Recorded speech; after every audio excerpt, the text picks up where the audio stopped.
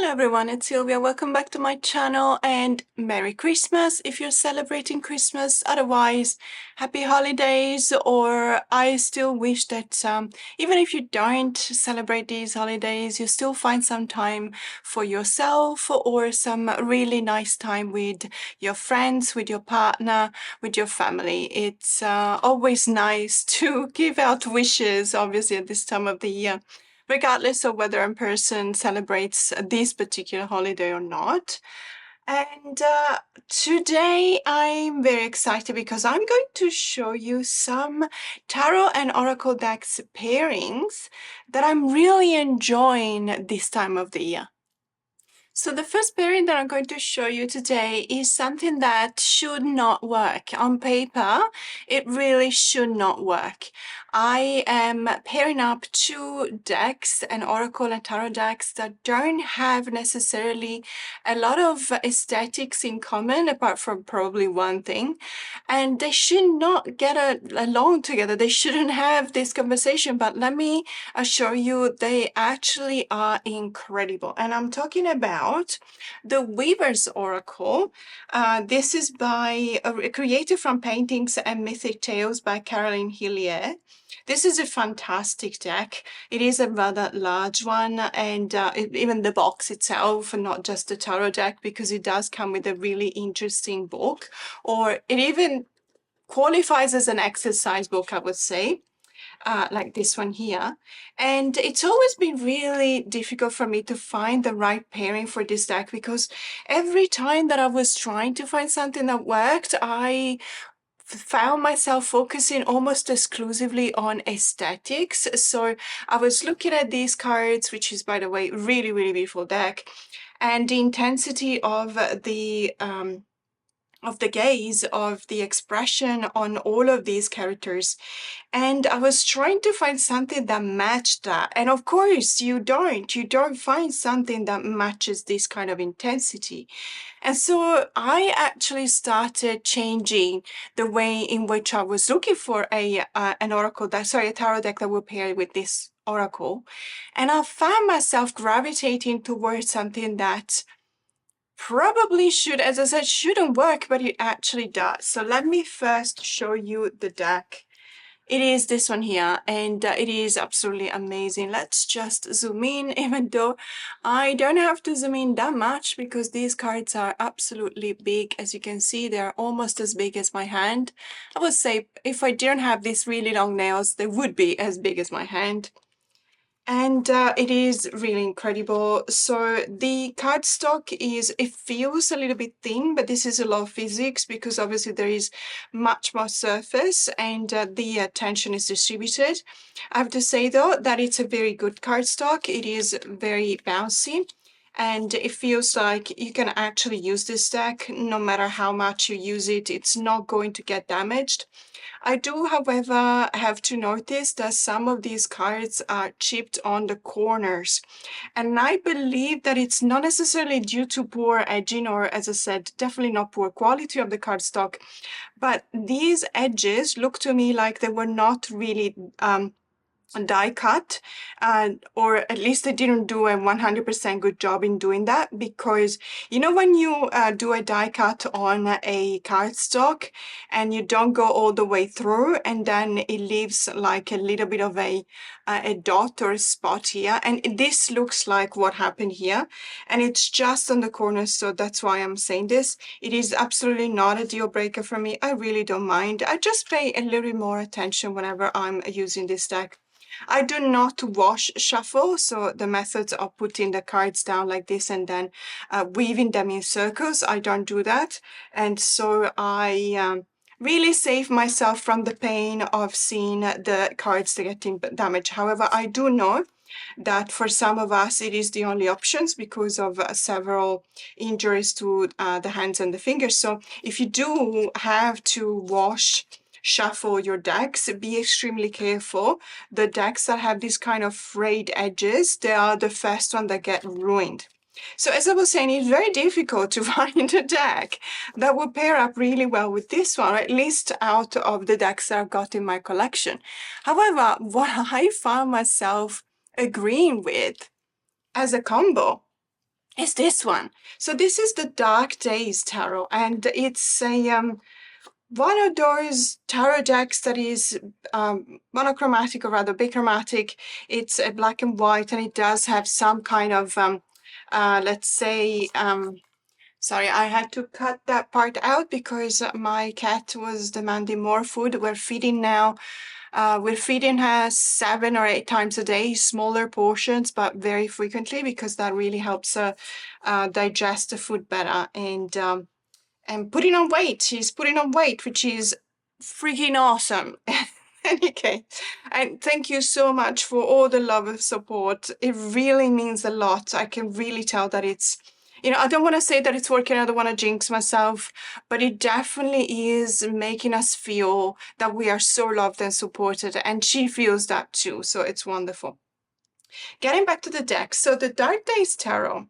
When I was looking at possibilities for combination, this one didn't immediately stand out, but then I started working with these together, and I found that because of the limited color palette that it used in the Dark Days Tarot, and because of the darker backgrounds, because obviously we have a black background in both these decks, even though in the Dark Days Tarot, sometimes you will have cards with a white background. However, when it comes to black and white, to be honest, it's the elegance, it's the simplicity of those two colors, and the uniformity also of the background. So it actually, it pairs up well, whether this card has a white background and the oracle card has a black background. It still pairs up really nicely.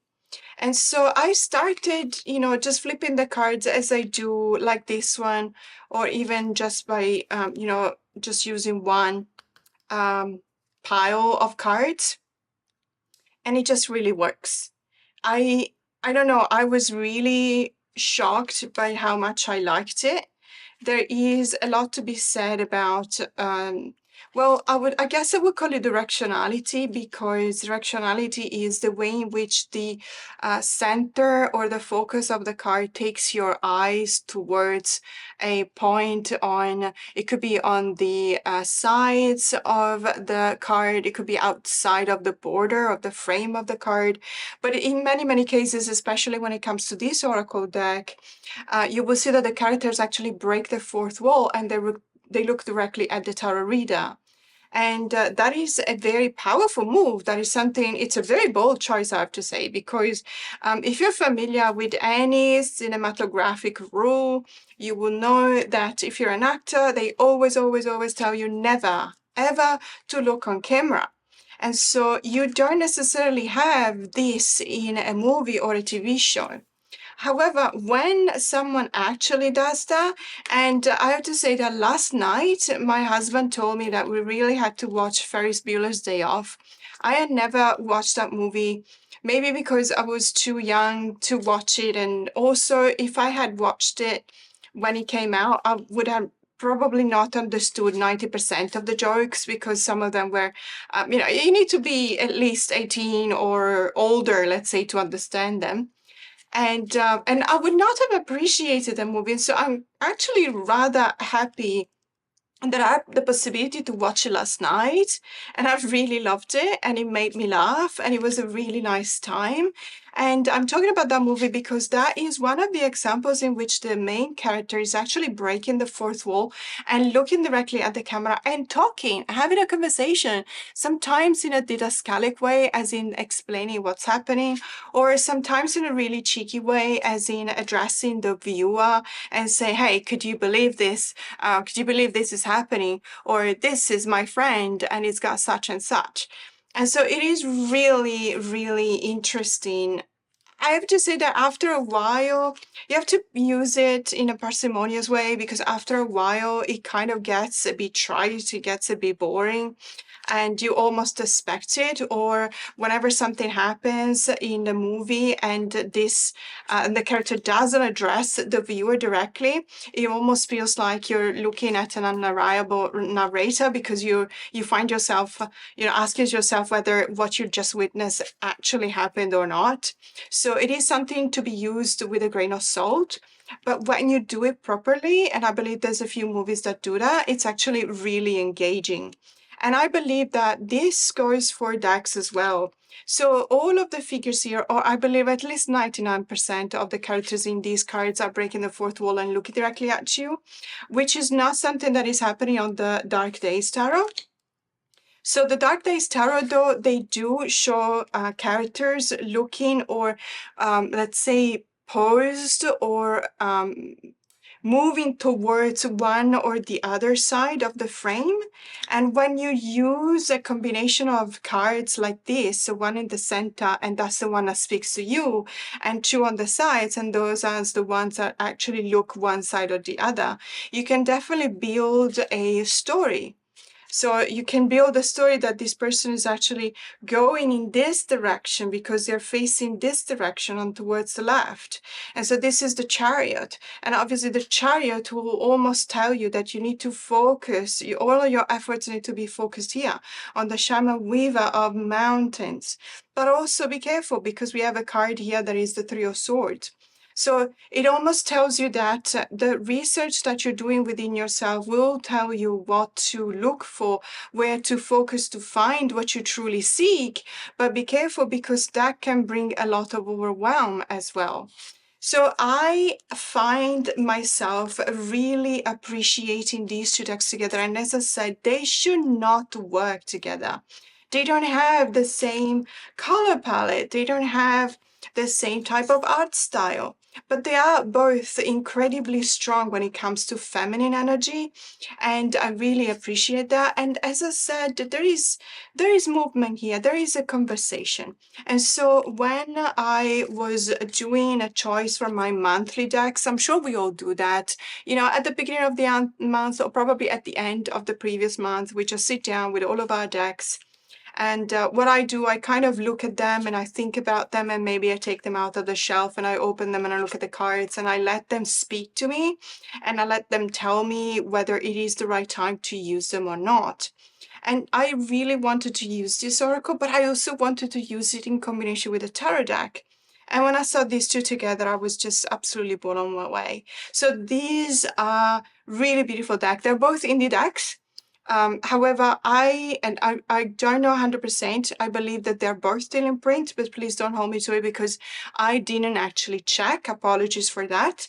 But I do believe that they're still in print and you might still be able to find them. Now, the idea for the next combo, which I'm really loving this month, actually came from one of you, one of my subscribers. And thank you so much, Taro Unto. I believe it's pronounced this way. My apology if it's not, for suggesting this combo because it is just absolutely perfect. And I'm talking about the Alchemist Oracle by Zoe Sadler. So I know that this deck, many of you reached out to say that this deck is not available in the US yet, and it will be released either in February, from what I understand, or March. It does depend on the fact that it is a completely new deck, and it has been released by Blue Angel. So Blue Angel is an Australian company, and opposite to what Rockpool does, Rockpool tends to release all of their new decks at the same time in Australia and in the US, and then UK and Europe. However, Blue Angel is actually preferring the Australian market first, and then they're shipping overseas. I don't know whether it's a logistic reason, whether, you know, it takes time for a deck to be shipped out of Australia. I have absolutely no idea. Perhaps they do prefer the Australian market. Thank you, Blue Angel. But in any case, I know that it will become available for sure, you know, in the rest of the world. And I am so very pleased to be able to show you this deck because it's absolutely gorgeous. Starting from the box, because oh my goodness, I mean, look at this. This is absolutely gorgeous. I just can't stop gushing over it. It's just so cute. I say every time I look at this, I think that I would love to have a washi tape like this with this, you know, like a washi tape like that. It would be so cute. And both the parts of the box actually come with this in the background, which, by the way, are also the backs of the cards. So how cute is this deck? I really love it. And so I was showing a pairing with the, I believe it was the Places Oracle. And Taranto said, I believe that it could actually pair up really nicely with the Macabre tarot. And I was like, being, like a globe just switching on. And I was like, let me just try that, because if it does, then it's going to be absolutely mind-blowing. So this is the Macabre tarot. It's a deck by Sam Rook. At that time, they were still being published as Samantha West. This is a rock pool. Yes, rock pool deck. And it is gorgeous. And it's one of those decks that it's cute and creepy at the same time, in the sense that if you don't have this deck, let me just show you the cards briefly.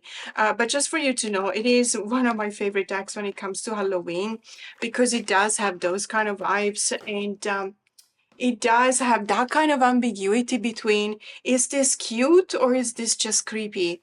Am I looking at something that is whimsical, or am I looking at something that is absolutely terrifying? And there's a lot of eyes in here as well. There's a lot of severed heads like this one. There's a lot of bones. There's a lot of really creepy cards, but also really cute cards. And the tower, for example, I actually really like this, and it reminds me of all of the horror books about haunted houses that I've been reading in the past few years. So let me just show you, because this is absolutely amazing. And I'm always very grateful when you guys come through for me and you let me know about a particular deck that I don't know about, or a particular pairing that I don't know about. So let me just zoom in, because obviously we can see them so much better. These two together are absolutely, it's a very strong combination between, as I said, the cute and creepy factor. It's also because the Alchemist Oracle is very much so. We do have the impression that it does come with a kind of a serious side to it, because yes, of course, talking about alchemy, but then when you look at the spider venom and you look at the spider, and yes, on the one hand, yeah, of course it is creepy, but oh my goodness, it's also cute. And let me tell you, if someone like me who has certified arachnophobia tells you that a card with a spider on it is actually cute, it is cute, trust me, because I would be the last person on earth to say something like that. And and you keep on going, and it just is amazing. It's beautiful. There's a lot to be said about this Oracle deck. So I was talking about it with someone asking me whether it's a good deck when it comes to the study of alchemy. Let me be honest, it's not, but it's also $25 Australian. So it's not, I don't necessarily expect to spend, thousands of dollars on something with a good base on alchemy, but also probably something more than $25. I do appreciate the product value though. It is a really amazing cardstock. And as I said, the guidebook it's adequate, it's good. It's not top of the top, but I mean, I like it.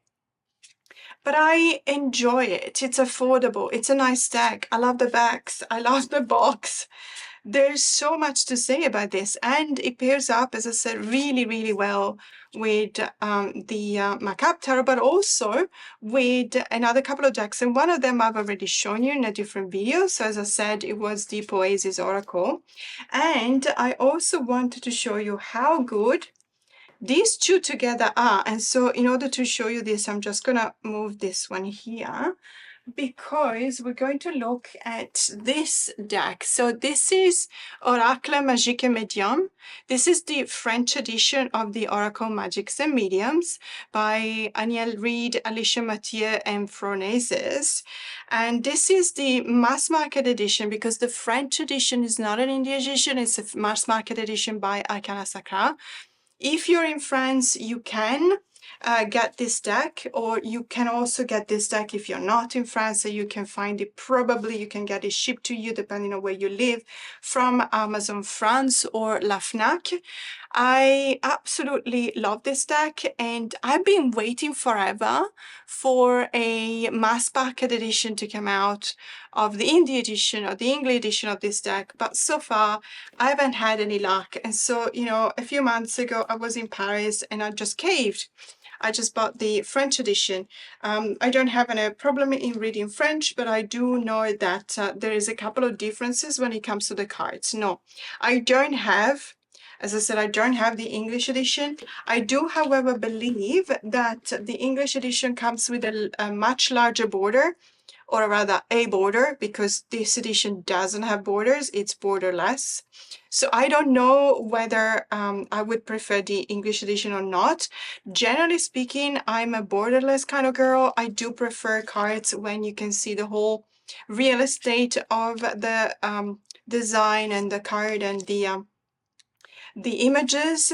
And sometimes I do agree that borders can be seen as frames, like in this case. These borders are not obtrusive. They work as a frame to the artwork, and that's absolutely fine. However, I do prefer this one, and I don't know whether the English edition, you may be able to chop the borders off. I don't think you can. And I could be wrong, so please don't take my word for that. Just check it out. I know that it was available for a while, the English Indie edition, and now I was looking for it and I cannot find it anymore. That doesn't mean that it's out of print. I honestly do not know.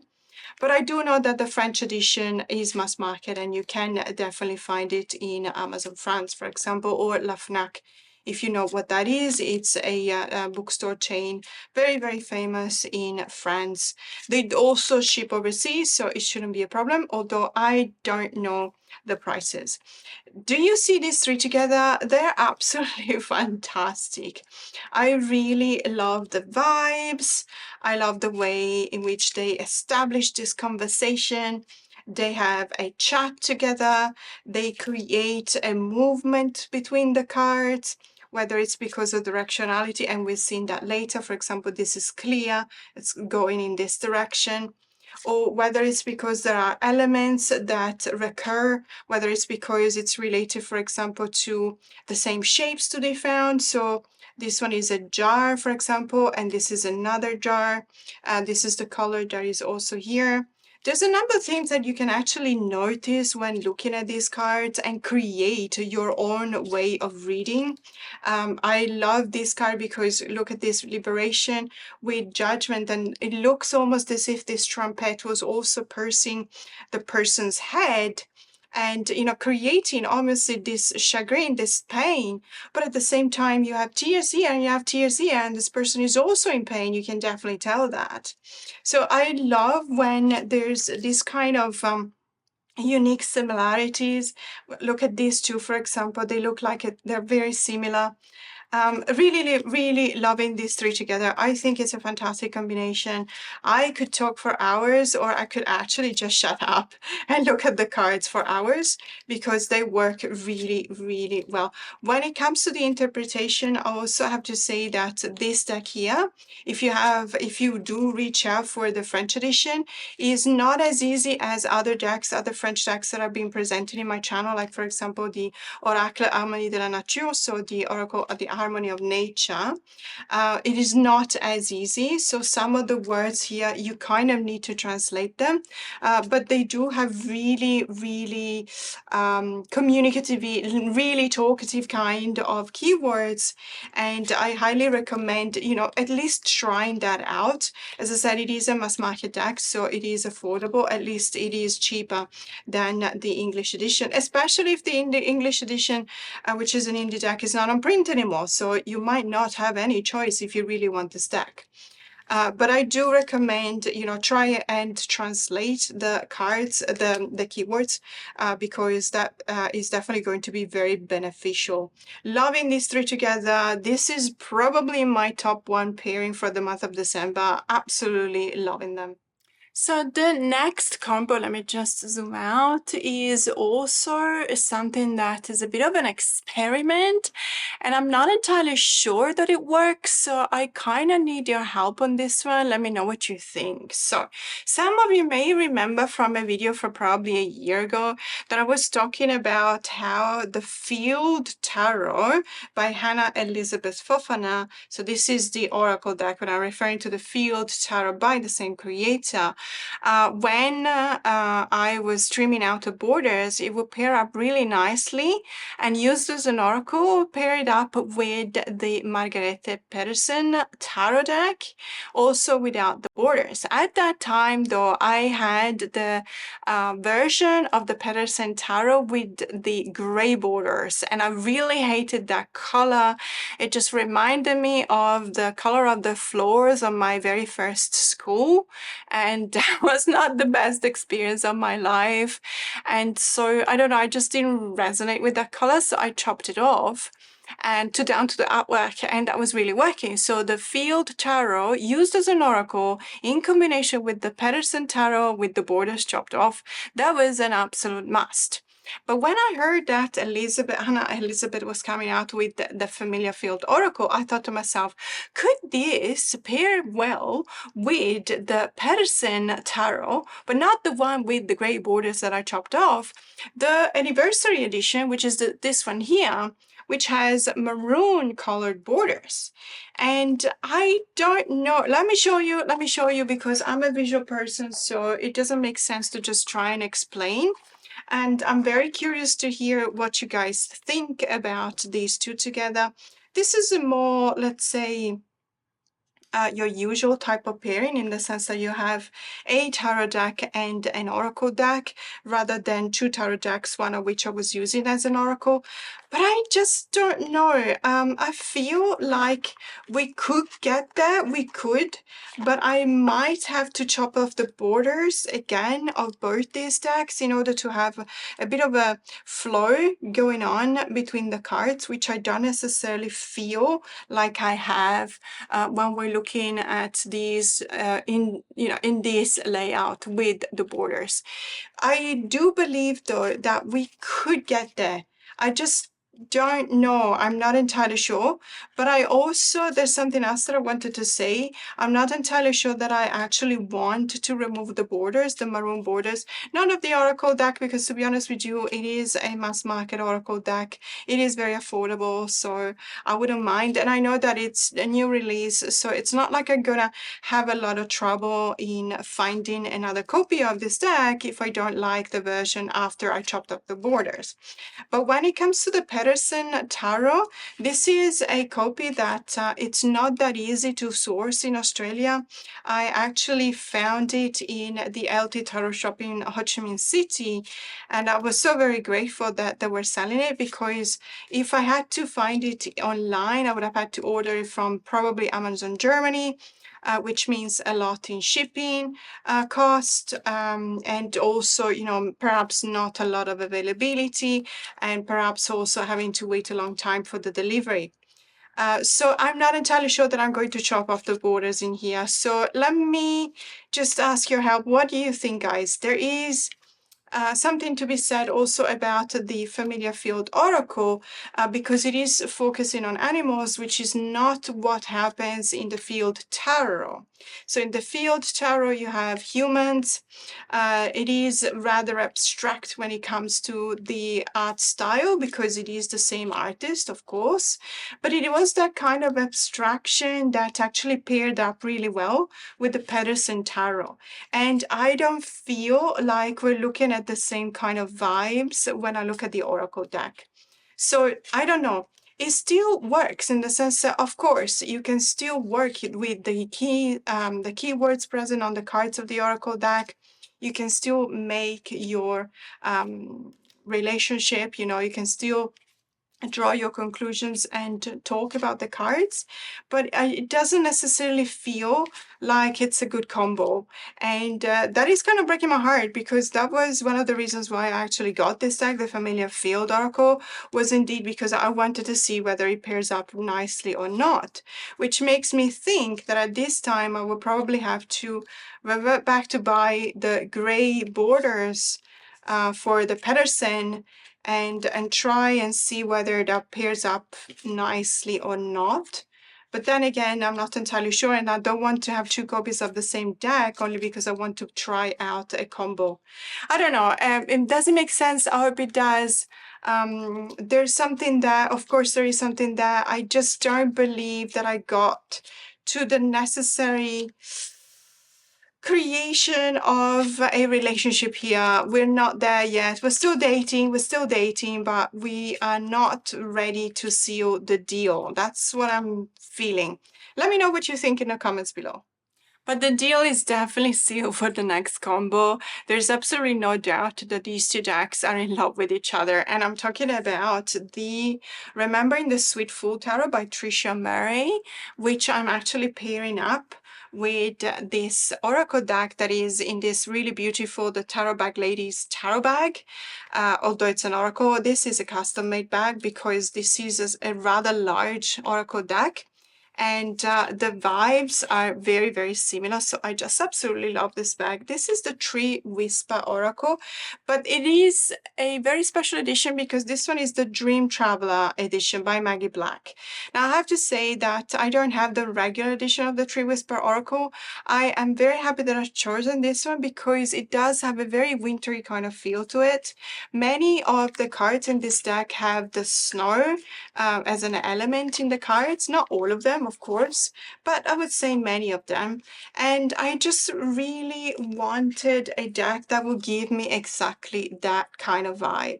And it's also because I was looking for a deck that would pair up really nicely with the Remembering the Sweet Fool Tarot, which is a very beautiful deck in my collection. I really, really love what Trisha has done with the cards. It is a photographic deck. They both are. Although obviously there's a further manipulation, let's say. I don't mean manipulation in a bad way. I just mean that there's been a lot of work done to the raw format of these files, of these photographic files. But in here, there's a mirroring effect. So it's almost as if you cut the image in two and then you just mirror the other side to finish the frame, to complete the frame. Whereas this one is, let's say, there's a lot of work in these photos and I'm not entirely sure. And I'm not going to say anything more because I'm not entirely sure what has been done. I believe there's a lot to be captured on camera that has been captured on camera, but there might be some digital, as I said, manipulation as well. The important thing is that these two work really well together. They have very similar vibes because they are both abstract in a way. Let's say one is the abstraction or the vibes are obtained by this particular method. And when it comes to the tarot deck, because of the elements on the cards not being necessarily understood by the brain, as soon as you look at these images, you ask yourself, am I looking at a group of people wearing veils, for example, or, surrounded by a halo here, and maybe that's a drop of water or a stalactite. Is it stalactite or stalagmite? I believe the one going down are stalactites. Is it this way? Is it not? Or am I looking at something very small? There is a number of things that you notice with your eyes, but your brain doesn't necessarily make the connection. And that is actually very conducive on meditation, for example. After you look at a few of these cards, you actually feel like you're not supposed to understand what's going on in the cards themselves. You're just being asked to witness the power that comes out of these images and, and also enjoy it, because obviously we should never forget to have fun, enjoy our decks. These two together, though, when it comes to the reason why I am pairing them up together and I am using together, is because I needed to do a lot of soul searching this month. I feel like this is the right way to put it. Soul searching because I found myself having to take really strong decisions, not even for myself, for someone that I really love. And when I feel like I'm in this kind of position, I am absolutely terrified of making mistakes. And so what happens is that I don't want to make mistakes. I don't want somebody else to be in trouble or to suffer even worse. My goodness, absolutely not, because of a mistake I made. And so I'm trying really, really hard to understand what is the right thing to do. And I even bought an oracle deck, which is called the Cosmic Crossroads Oracle, because, I thought that would have been very helpful in showing me the way. I was mistaken. It is a fantastic oracle, but it doesn't really feel like one of those oracles you will pull a card from whenever you find yourself at a crossroad. So I've been using a lot of meditation techniques, of rituals as well, in order to get in touch with my core self, but also with my ancestors. I literally ask for help. I am absolutely not ashamed of asking for help. If you're an old friend of mine, you would know this. I am not ashamed of asking for help, and to the livings and to the ones that are not living anymore. So obviously, I really did this kind of ancestral work, and I'm trying to find within myself the right answers to a number of questions. It's been a very trying month, December for me. We're not at the end of it yet, so I am always trying to ground myself and to understand that anything can happen. But when I say anything can happen, it also means that something really good can happen. Okay. When we say anything can happen, it doesn't necessarily have to be something bad. It can be something good. And so I choose to focus on something positive. I choose to focus on projecting a future. I choose to focus on manifesting the future itself.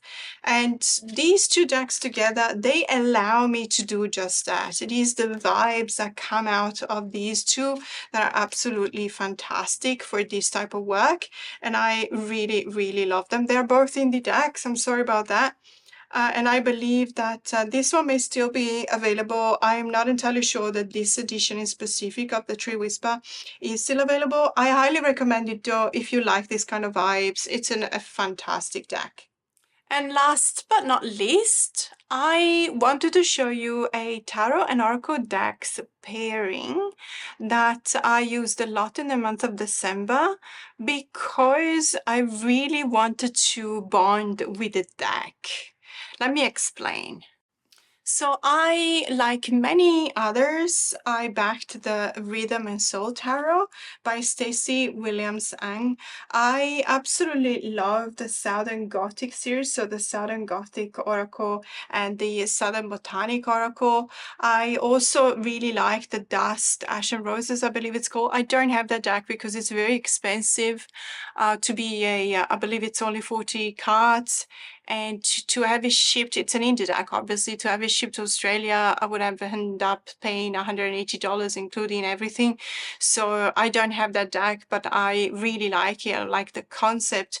And generally speaking, I think that Stacey is a fantastic creator. The spark of creativity in everything that she does is absolutely amazing. And so when I heard that she was going to launch this Kickstarter campaign about a tarot deck that was looking into this fantastic genre of music with the rhythm, but also indeed the soul of the southern states in the US, I was so excited about it and I backed it. And I remember that there were a few issues when it comes to a couple of things. During the campaign, there were issues when it comes to the amount that was charged for the shipping, particularly the shipping overseas. It was more than twice what she had estimated. There were obviously reasons, and it was absolutely outside of Stacey's control. However, when we started receiving the decks, so I was one of the first ones to receive it in Australia because I had it shipped, rather than shipping it to Australia and spending $100 Australian just for the shipping. That's how much it costed. I had it shipped to my parcel collect service in Portland, Oregon, and then I had it shipped to Australia, and I saved $50 on shipping. So I was quite happy with, and I received it. I was really literally the first one. However, when I opened the package, in the packing list, there was mentioned an item, which is the poster, which is a fantastic present that Stacy decided to send to all of us. However, for several reasons, that had created a lot of problems at customs, because when I did not pay for the poster. That was actually a gift, from Stacy. And when it comes to customs, you have to declare the value of the objects, let's say, items in a parcel. And when the value declared is less than the value that you declare is less than the value declared by the person who shipped the parcel, there are troubles in Australia. I don't know whether it's the same in other countries, but I also heard from a lot of people that had the same problem. So at customs in Australia, they do random checks and they open packages. It's completely legal. Sometimes it happens you receive the package that has been opened and then resealed, and there's absolutely no damage. So, and that is something that, they have the right to do so. They have the right to do so. So fair enough. However, had we been told that there would have been, in this additional $20 in the pack list for this present, I would have definitely declared it, because obviously I have to pay taxes on the import. So I was lucky that it was just a small hiccup, but I know that a lot of people had major delays because of that, up to 3, 4, 5 weeks. So obviously there's still people in Australia that have not received this tag, even though, pretty much is available and has been available in Stacey's shop for at least a month. And so it feels like, that kind of bond that you form, that binding contract that you form when you're a pledger, when you pledge for a Kickstarter campaign, unfortunately has not been fulfilled, not because of the creator's fault. As I said, she bears absolutely no responsibility in this. There's a number of things that could have been done better. And I feel like the fulfillment center also did not do a fantastic job when it comes to the packaging, because mine, I don't mean that every single deck has been sent this way, but mine was a very large box with only the tarot and the workbook that I also ordered, or playbook, the poster, because the poster was rather big. Obviously it was much bigger than the tarot, so the box was large, and that resulted in this deck literally just bouncing around during the whole time of shipping. I also lost the guitar pick, and what happened was that because of all the bouncing around, the inside box collapsed. As you can see here, the sleeve collapsed here, and that is rather bad. And it cannot be, I tried to fix it, but it can be done. It is not a big deal, definitely not a deal breaker.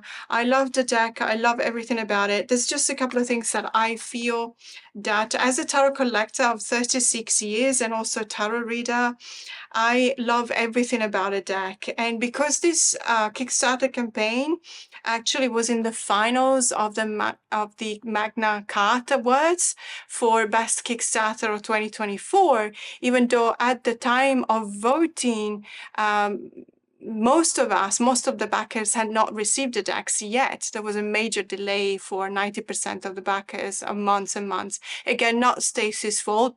Please understand that I'm literally just telling you facts, and I'm not posing the blame on anyone.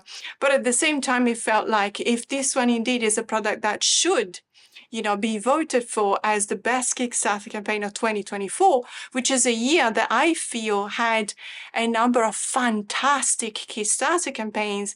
At the same time, I would have expected a bit more of a quality control when it comes to these kind of issues. And it's a pity, because this is a sturdy box other than the inside sleeve. It's a very sturdy box, and I love the fact that there's quotes, on this, on the side. So, having said all of this, and please understand, I'm really not being grumpy at all, but I was really, looking forward to use this deck. The gilding, unfortunately, it's my fault. I'm a bit rough eventually when it comes to shuffling a deck. And the gilding, unfortunately, shows wear and tear. I was expecting this because this is the type of gilding that will eventually show wear and tear. One of my favorite decks of all times is the Bonestone and Earthflesh Tarot, which has the worst gilding of all time as well. So I'm not saying anything. This does not represent a bit of a problem for me. It is what it is, but it is this kind of gilding that result in wear and tear more, let's say, in a quicker way than other decks and other gildings. Let me just zoom in because I feel like this pairing is kind of the obvious one, but then again, why making it complicated? It is the Southern Gothic Oracle, one of my favorite Gothic Oracle decks of all times. It is absolutely fantastic. It gives me all the right vibes. I absolutely love it. I also have the expansion of this deck. So a few cards you will see look different in the sense that they don't have a number, but that's absolutely fine. I believe that this is the first edition, so further edition of this deck have the same cardstock. In this case, it's not, but again, not really a problem. What I love is that obviously being the same creator, we are looking at two decks that have pretty much the same art style, the same choice in color palette, and fortunately they actually agree one with the other and they read really well together. So I really like them. And I know that there's other people out there that actually chose different pairings for the Rhythm and Soul Tarot with different oracle decks, and I applaud you and I admire you. This month I just needed something easy, so sue me. I really needed to, I don't know, have the possibility to lose myself into the act of flipping the cards and looking at them and, really enjoy this combination. And also, when I was reading, I found that it was a lot easier to make combination, to build up the message, to, understand the story that was coming out of these cards together. As I said, not the same cardstock, but it doesn't really matter. You will have to adjust the height. You don't really see it now, but you will have to adjust the height of this deck every now and then because it does have a different thickness to the cardstock. Really not a problem. I like it when two decks actually make me work for them. Why not? Absolutely. So really loving these two. I really love them. And the crossroads, again, this keyword that comes for me all the time, road opener, decisions. Yes, I know, decisions. It is so hard, guys, when you're responsible for a life. In this case, my cat. It's not a human life, but it is the life of a very much loved one in my family. And it's so difficult. It's heartbreaking at the same time and exhausting at the same time. And, I have to be the bigger person and I have to do it for her. I have to be strong and I have to take decisions and I have to stand by my decisions, which is even more hard, let's say. Crossroads, always very important in our lives. I love the vibes of these two. Yes, this is a very much musical deck, but there's so much soul in this deck. It's not called the Rhythm of Soul for nothing. It does come with a lot of personality, and it's a sassy personality at times, but it's also a melancholic one, and it's also one of the things that I appreciate the most in the Southern states. I love New Orleans, really love New Orleans, but I also love New Mexico. I love whenever we can do a road trip in the southern states of the US, we do that because I love driving in those roads. I love everything about them. I hope one day that I'll be able to go there in winter because I've only ever been there in summer and I feel like there's gonna be a completely different vibe to the landscapes and also the cities, so I cannot wait. But these two together, they're absolutely fantastic and I really love them. And these were the last two that I wanted to show you for the pairings of December that I really love and enjoyed working with. Let me know what decks were making the cut when you decided your decks line up for the month of December. I'm expecting a lot of festive decks, a lot of decks about Christmas. I don't have one single one deck about Christmas. I know I have winter decks, but I don't have any Christmas deck. I know that Yuletide by Llewellyn is a good one, but I believe that is the only one that I would consider buying. Every other Christmas themed deck feel like it's either too cheesy, corny, not well done. There's no relationship with the cards and the meaning. I don't know. There's a number of things that don't make me too eager on buying Christmas themed decks. But if you think that I should reconsider, please let me know. As always, thank you so much for watching. Have a great day.